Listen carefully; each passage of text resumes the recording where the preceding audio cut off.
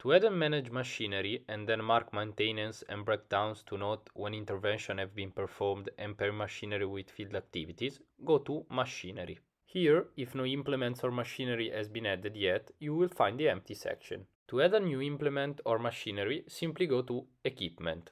Here, you will select the type of machinery you're adding, the position used for implements, either front or back, the name you will assign to your machinery, and then you can fill in additional information.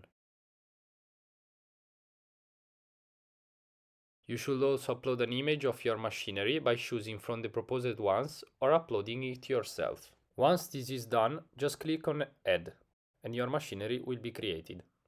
Once your machinery is created, just click on it. In the maintenance section, you can add maintenance activities related to your vehicle. To add a maintenance, click on Add Activity. Here you can indicate the type, intervention date, and additional information such as replaced parts, working hours, and operation costs. To add maintenance, simply click Add. Once a new maintenance is added, it will appear in the overview section related to your vehicle.